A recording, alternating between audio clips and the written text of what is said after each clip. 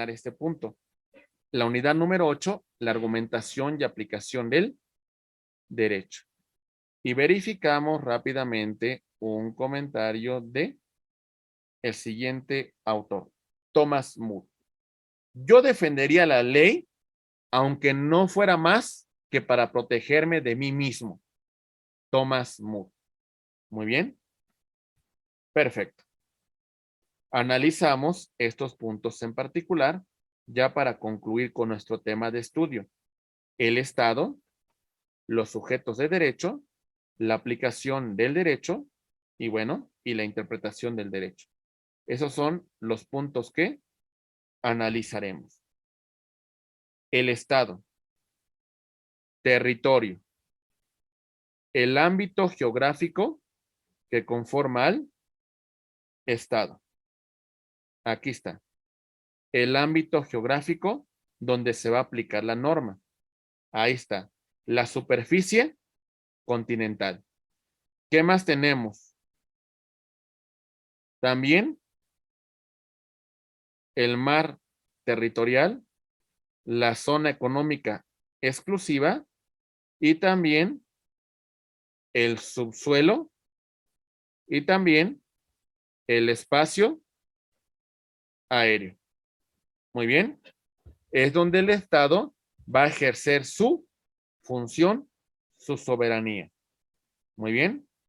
También aplicaremos la norma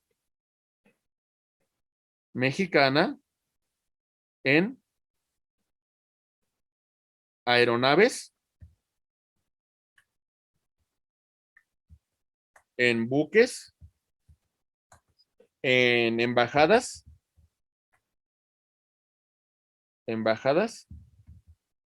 en consulados y bueno, esto se considera extensión del territorio nacional. Muy bien, ahí es donde la norma mexicana tendrá aplicación. Se deberá de aplicar. También verificamos, compañeros, el tema de la población, el elemento humano que conforma el Estado.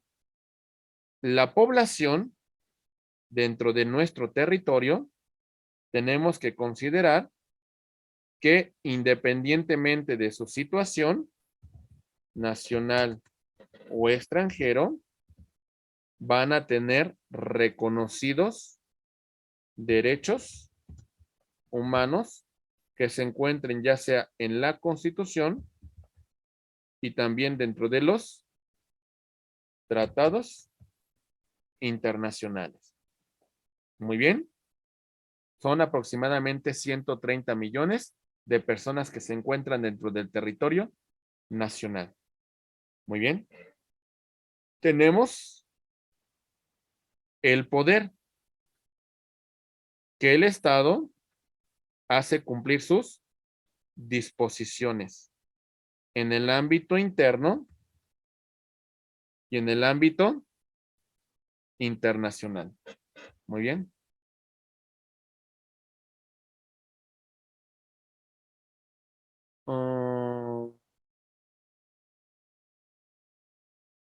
Ok, mi nombre completo, ahorita me están pidiendo es Héctor Martínez Sandoval, por si quieren tomar nota, Héctor Martínez Sandoval, por si se los piden en alguna cuestión, ahí está.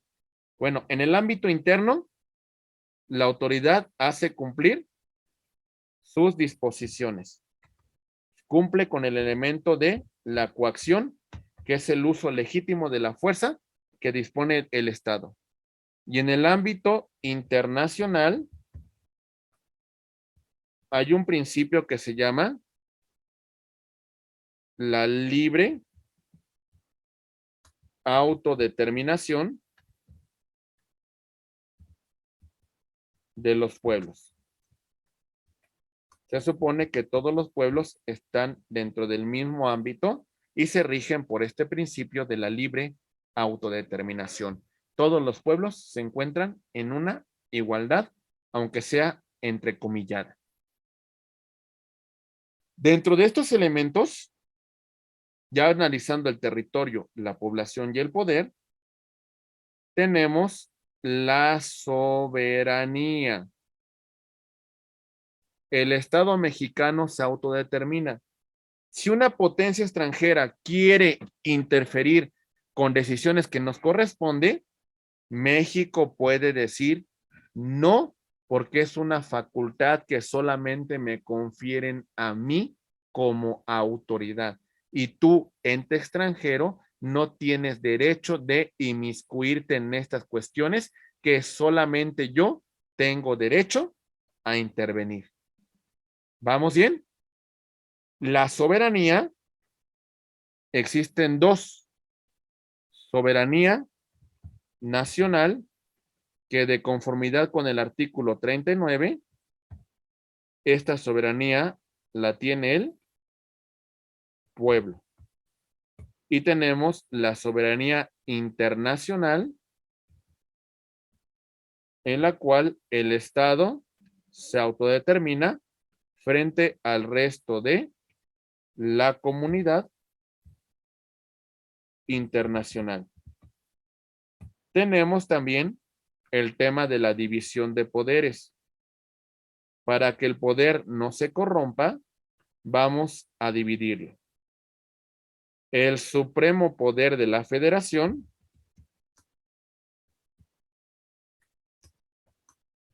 nos dice el artículo 41, se va a dividir en ejecutivo, en legislativo y en judicial. Ejecutivo se encabeza por el presidente de la República. Legislativo, Cámara de Diputados, Cámara de Senadores. Judicial, Poder Judicial de la Federación. Muy bien. ¿Ok? Para que ustedes conozcan cómo funciona la división de poderes. Y tenemos que el Estado tiene una constitución, que es la norma suprema de la cual surge el ordenamiento jurídico. Aquí tenemos mi constitución, que es la base de mis leyes, la base de la competencia de mis autoridades y la base en donde reconozco los derechos humanos. Muy bien, esa es los elementos que conforman al Estado. Muy bien, compañeros, 6 elementos muy sencillos. Después de estos 6 elementos, destacamos los sujetos de derecho.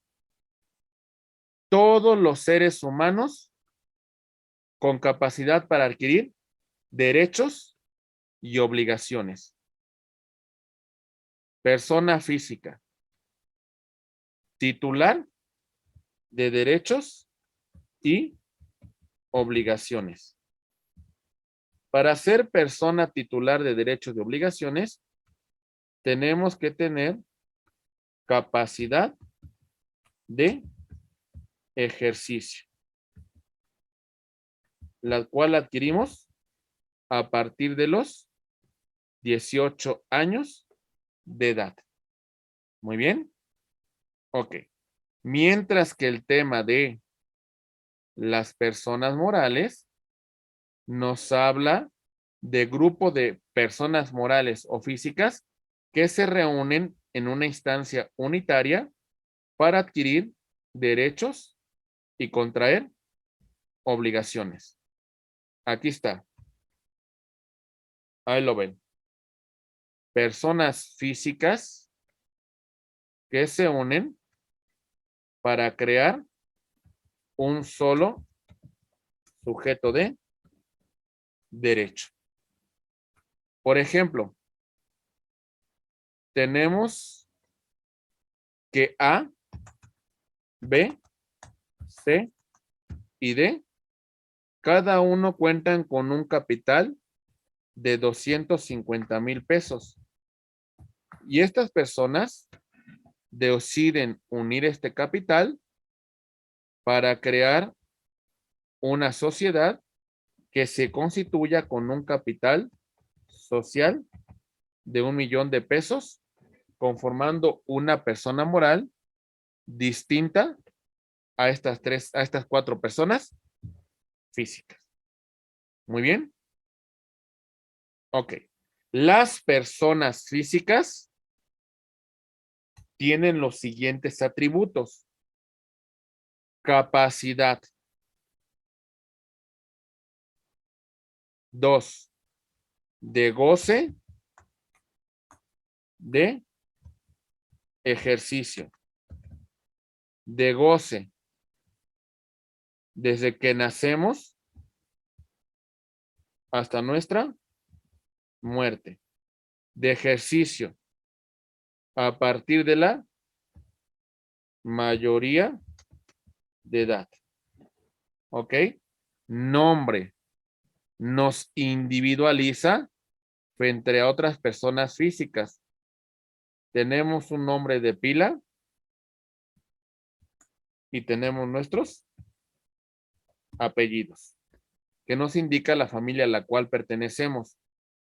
El estado de familia, el estado civil, que surge por el matrimonio, por el tema de la adopción, por el tema de la filiación. Acuérdense que la filiación es el vínculo jurídico que existe entre padres e hijos. Muy bien.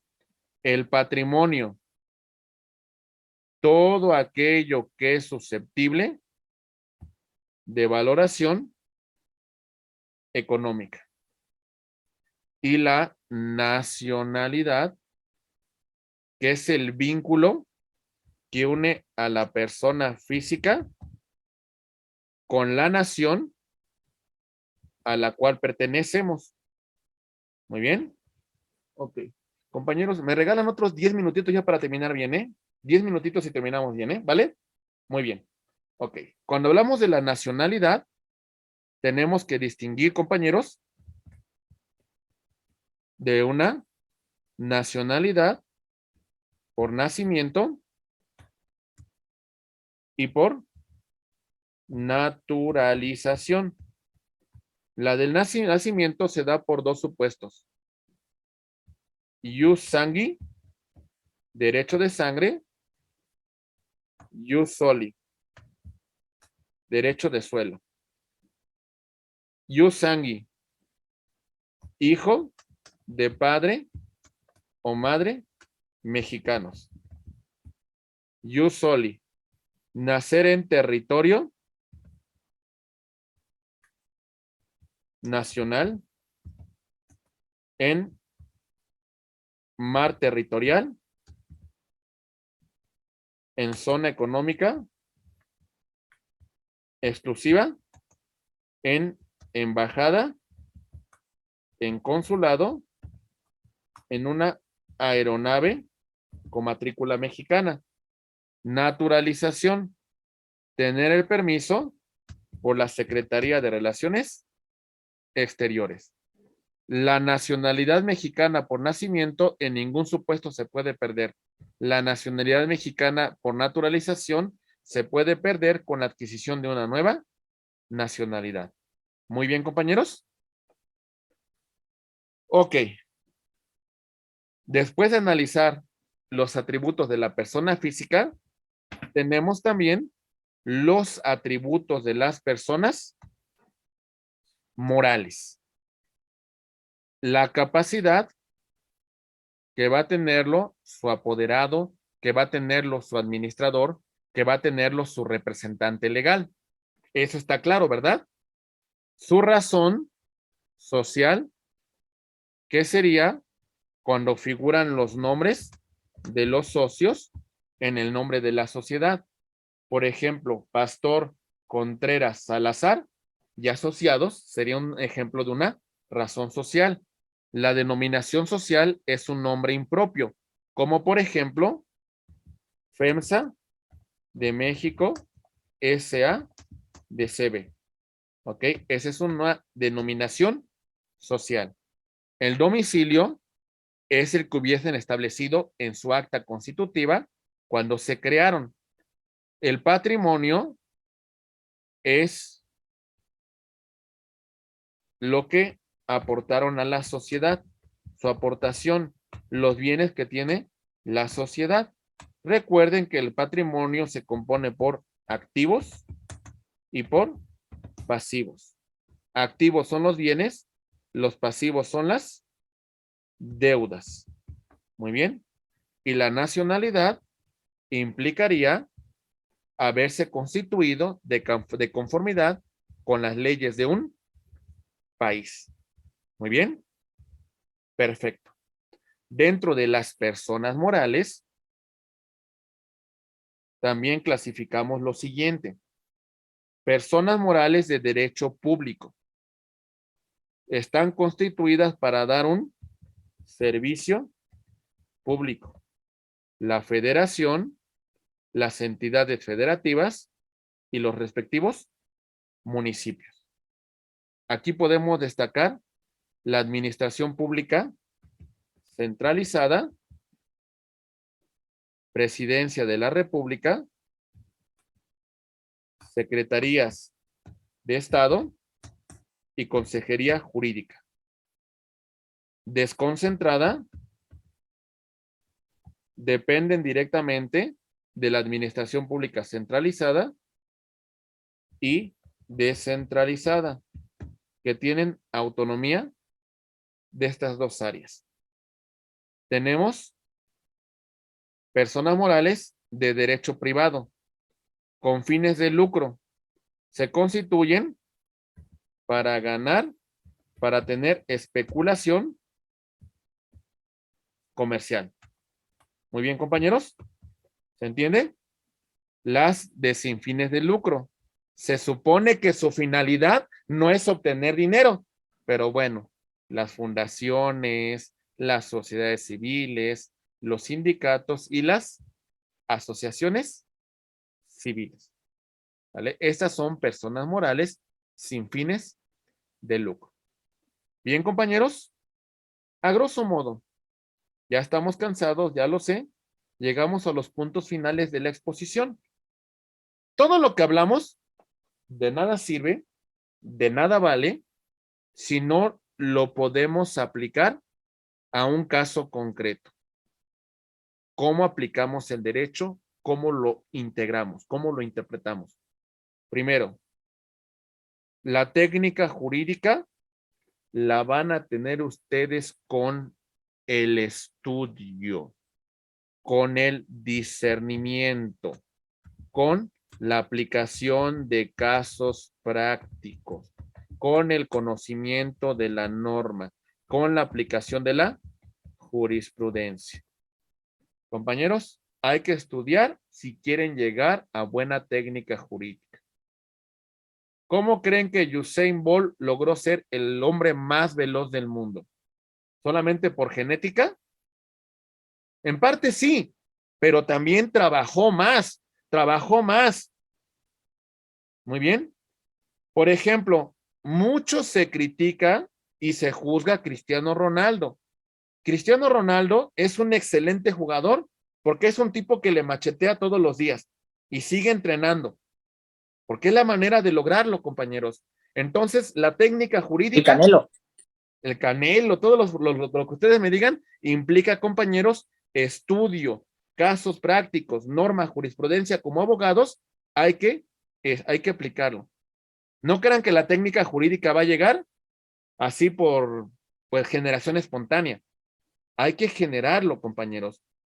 Hay que aplicar el derecho a problemas concretos, a situaciones particulares. El abogado plantea hipótesis cuando presenta una demanda, cuando contesta la demanda, cuando el Ministerio Público formula imputación, cuando solicita vinculación a proceso. Se formulan hipótesis. Estas hipótesis las vamos a presentar al órgano jurisdiccional, quien resolverá la causa dictando una sentencia. Entonces, el abogado requiere manejar estos preceptos que estamos distinguiendo. El abogado va a ser un conocedor de la norma. Entendamos eso, compañeros. Ahora ya pasamos el balón a la parte del órgano jurisdiccional, a los jueces, quienes aplicarán, quienes interpretarán, quienes integrarán el derecho. Y en ese sentido, tenemos que el juez verificará lo siguiente. Ahí va. El juez, como ya les mencioné, caso número 1, aplicando la norma a un caso concreto. Diría Neil McCormick que este es un caso fácil. A través de un silogismo muy simple, resolvemos una causa. ¿Qué es lo que va a hacer el juez en este caso? Ok, silogismo, premisa mayor, premisa menor y la conclusión. Premisa mayor. Comete delito de feminicidio al que priva de la vida a una mujer por razones de género. Premisa menor. Juan privó de la vida a María y lo hizo por motivos de género. Entonces, la conclusión es de que la conducta de Juan encuadra con la hipótesis normativa de feminicidio y por lo tanto cometió este delito. ¿Sale? Aplicó la norma a un caso concreto. Bueno, parecería sencillo, ¿verdad? Pero la cuestión se puede complicar en la siguiente hipótesis. Ahí va. Interpretando el sentido, alcance y finalidad de la norma que se aplica. ¿Qué pasa, compañeros, si en el caso que les planteo presento unas hipótesis distintas? Premisa mayor, premisa menor y la conclusión. Y dentro de la premisa menor te presento elementos adicionales y te digo, ¿qué crees? Juan sí privó de la vida a María, pero ¿qué crees? María atentó antes con la vida de Juan. María pretendió privar de la vida a Juan. Entonces hay otros argumentos que también tienen que ser valorados. Ya la cuestión se complica un poco más, ¿verdad? ¿Se entiende, compañeros? ¿O qué creen? Juan sí tuvo el accidente, pero ¿qué crees? Que ocurrió bajo estas circunstancias, ocurrió por estos efectos. Y entonces, como hay argumentos adicionales en esta premisa, la conclusión va a tener que argumentar, va a tener que ponderar, va a tener que interpretar. El caso se complica más, porque ya requiere, cuando concluya, la argumentación, la interpretación, la ponderación. Muy bien, compañeros. Lorena, te escuchamos, por favor. En este caso, doctor, se podría, con los argumentos de la premisa menor, reclasificar el delito. O sea, ya no sería feminicidio. Pudiese haber una reclasificación y a lo mejor no ser un feminicidio y tratarse de un homicidio, o a lo mejor inclusive, ¿por qué no? Una excusa absolutoria, ¿no? Un tema de que hubo una legítima defensa y por eso se privó de la vida a la otra persona. Y si se acredita, le digo una cosa, inclusive su representado sale de prisión. No se finca una responsabilidad. ¿Vale? Pero ya hay otros argumentos. Si se fija, cambió el veredicto. ¿Por qué? Porque cuando hablamos de argumentar, de interpretar, de ponderar, ya es un ejercicio pues más complejo para el juez. Muy bien. Ok. ¿Se Gracias. entiende? ¿Sí? ¿Se entiende, compañeros? Muy bien. Y recuerden, por favor, el tema de integrar el orden jurídico a través de la jurisprudencia. La jurisprudencia interpreta, la jurisprudencia complementa, la jurisprudencia sirve para integrar el orden jurídico. Un ejemplo podría ser mujeres que que durante toda la vida han sido golpeadas por el marido, casi intentó de matarla y un día se harta y mata al marido. Pues ahí podría ser inclusive una causa, si no de justificación, por lo menos sí para que reciba una pena atenuada. E inclusive, ¿por qué no? Pugnar por un tema de una no responsabilidad. Pero claro que tenemos que presentar estos argumentos para que el juez haga esta interpretación, para que el juez tome en cuenta esta ponderación en base a los argumentos que me han señalado. Yaskara, te escuchamos, por favor. Sí, pero ahí, por ejemplo, en este caso, sí tendría que demostrar que en el momento en el que cometió el asesinato, por así decirlo, peligraba su vida, porque no porque me ha pegado varias veces, yo voy a llegar mientras él esté dormido y lo voy a matar. Pudiésemos hablar de un estado de emoción violenta, ¿eh? Podríamos hablar de alguna circunstancia de miedo, pero tendríamos que justificarlo para que podamos tener un beneficio. Que, sí, o sea, yo temía por mi vida en ese momento por X circunstancia, ¿no? Pero sí, yo pienso que sí debería de verse que en ese momento sí peligraba su integridad. Exactamente, para que pudiésemos justificarlo, ¿no? Uh-huh. Pero en este caso, si se Uh-huh. fijan, ya metemos otros argumentos muy distintos a la aplicación de un silogismo simple, ¿verdad?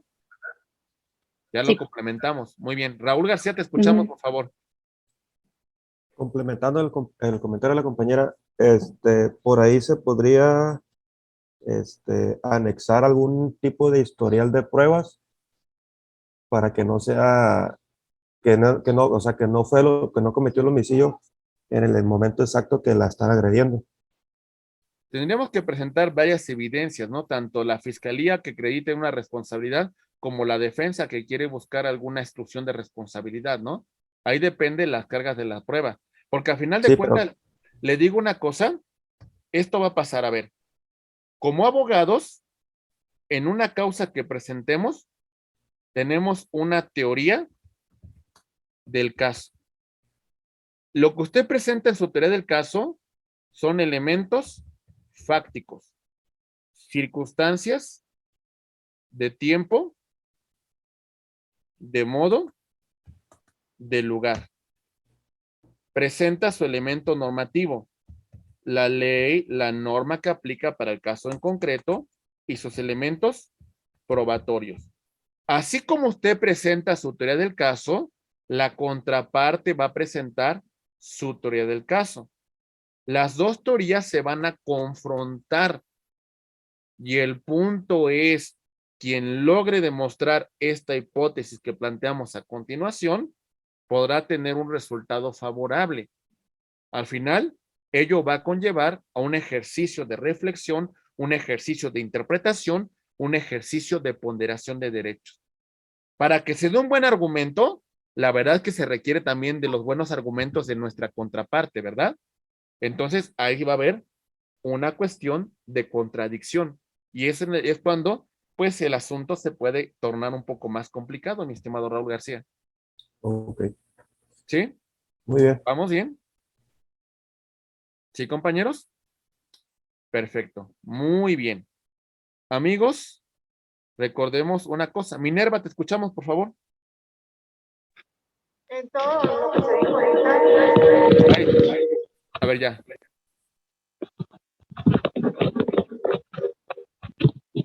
A ver. No, debe tener no sé, tiene un micrófono cerca o algún, bueno, un celular o algo así que tenga doble dispositivo de audio.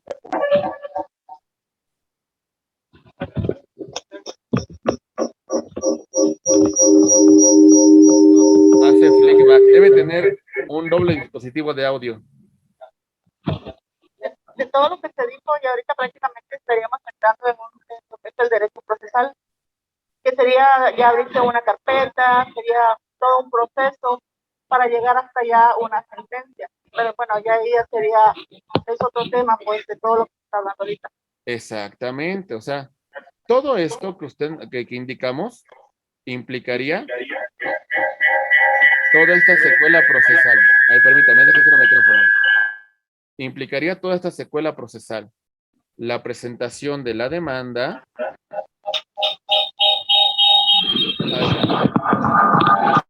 la contestación a esta demanda, el desahogo, el ofrecimiento, la admisión y el desahogo de pruebas, y la sentencia que dicta el órgano jurisdiccional. A todo eso se materializa, como usted establece, mi estimada Minerva, el tema de la aplicación del derecho, el tema de la solución de un caso particular. Muy bien. Y entonces, estos son reglas que vamos a ir conociendo poco a poco, que nos van a servir para complementar este estudio tan importante sobre la introducción al derecho. Muy bien. ¿Sí quedó claro, Minerva? Sí está muy bien lo que tú comentas y efectivamente así lo aplicamos en un caso en particular. ¿Ok? Muy bien. Perfecto. Muy bien. Compañeros, el juez, ¿cómo interpreta? ¿Doctrinal o libre? Lamentablemente, el juez no puede hacer alusión que está tomando un criterio de algún autor, el criterio de alguna situación en particular de una teoría, porque de alguna manera pudiese meterse en problemas al momento de emitir su resolución, aunque sí se guía por su leal saber y entender, y en base a la valoración de lo que las partes realizaron durante el juicio en relación a su demanda, a su contestación, a las pruebas que se desahogaron. Por supuesto que eso lo tomará en consideración para emitir su sentencia. También va a ser judicial si toma en cuenta la jurisprudencia vinculante, la jurisprudencia obligatoria. Y por supuesto, lo que el legislador, en un sentido teleológico, estableció cuando creó la norma. Lo que la norma a la letra señala, lo que la letra estipula. Muy bien. Ok. Compañeros, concluyendo, cuando el juez resuelve, tomará en consideración lo siguiente: la realidad social. Yo no quiero un juez que no esté apegado al pueblo. No nos sirve un juez que viva en una burbuja, ¿eh? No nos sirve un juez que no conozca la necesidad del pueblo.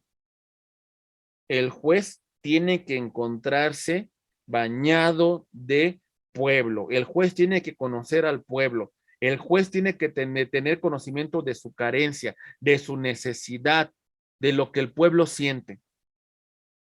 Un juez de 500,000 pesos, un juez que tenga sus guaruras, un juez que salga y entre en limusina, un juez que no camine por las calles, no tiene una concepción clara de la realidad. Pues que esté ahí, que conozca al pueblo.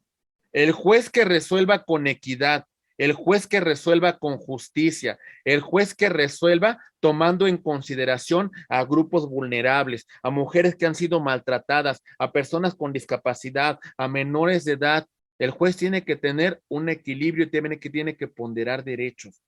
El juez debe resolver en base al precedente judicial obligatorio de nuestra, ¿sí me escuchan, compañeros?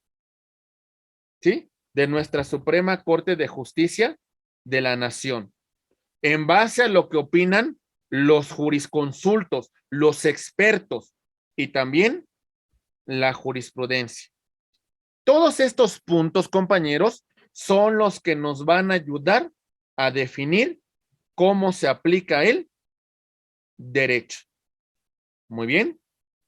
Y en general, compañeros, pues esta es la parte conclusiva, la parte con la cual llegamos al punto conclusivo de esta unidad, en la cual se analizaron aspectos muy importantes en relación a qué, compañeros, en relación al Estado, los elementos que lo conforman, el territorio, la población, el poder, en relación a la soberanía, a la división de poderes, a la Constitución. Hablamos de los sujetos de derecho. La persona física, ahí está, titular de derechos y obligaciones. Las personas morales, personas físicas que unen su patrimonio para constituir un solo sujeto de derecho. Hablamos de los atributos de las personas físicas, como es su capacidad, su nombre, su domicilio, su estado civil, su patrimonio, su nacionalidad. Y también estudiamos el patrimonio de las personas morales, hablando de capacidad, razón o denominación social, domicilio, patrimonio y nacionalidad. Revisamos personas morales de derecho público y de derecho privado, distinguiendo entre personas morales con fines de lucro y sin fines de lucro. Y en general, aterrizamos que el abogado tiene que tener el conocimiento jurídico, la técnica para resolver un problema en concreto.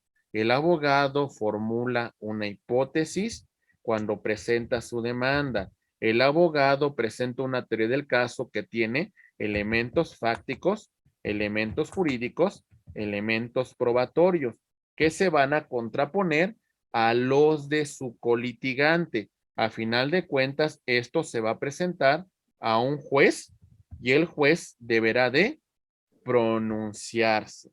Recuerden, el juez resuelve aplicando la norma a un caso concreto. El juez resuelve ponderando, interpretando. Muy bien, interpretando. Muy bien. El juez también integra el orden jurídico a través de la jurisprudencia. Muy bien. Recordemos, queremos un juez que conozca la realidad social, un juez que resuelva con equidad, un juez que respete derechos humanos, un juez que resuelva con jurisprudencia, un juez que sobre todo resuelva con amor. Compañeros, estamos estudiando una ciencia muy humana y si el derecho no es capaz de lograr la felicidad del hombre, si el derecho no es capaz de buscar el bien común, si el derecho no es capaz de que vivamos en armonía, no tiene ningún caso esta ciencia. El fin principal del derecho es el bien común, es la justicia, es la felicidad del ser humano. Nunca olvidemos que el eje principal del derecho se llama la justicia. La justicia es el corazón del derecho. Y si la norma no es justa, compañeros, entonces no debe ser considerada derecho.